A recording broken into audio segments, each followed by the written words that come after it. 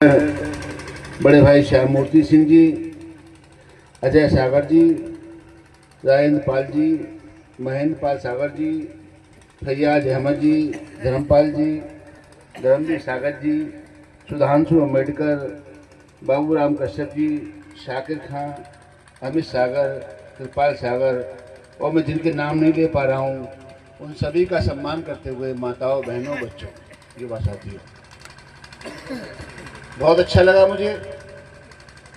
मैं अलीगढ़ से चलकर इधर आया हूँ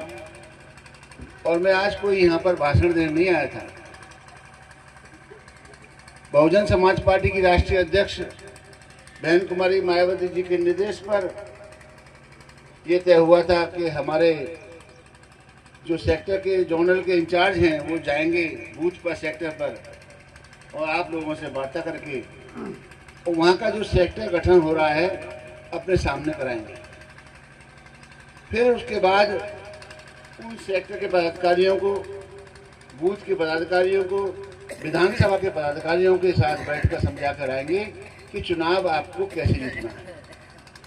आज का सब्जेक्ट ये था, लेकिन आप लोगों को देखकर अभी हमारे बड़े भाई श्याम मूर्ति जी ने बहुत सी बात रखी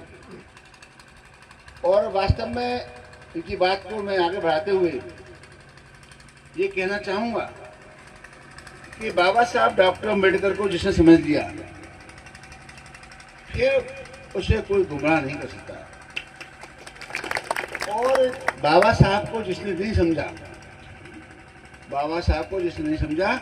उसको कोई समझा नहीं सकता है। अगर कोई गुमराह हो रहा है बहुजन समाज पार्टी से और कहीं वोट डाल रहा है तो फिर आप समझिए वो अम्बेडकर अनुयायी करीब हो ही नहीं सकता है। तो बाबा साहब डॉक्टर अम्बेडकर जब प्रथम चुनाव लड़ रहे थे 1952 में,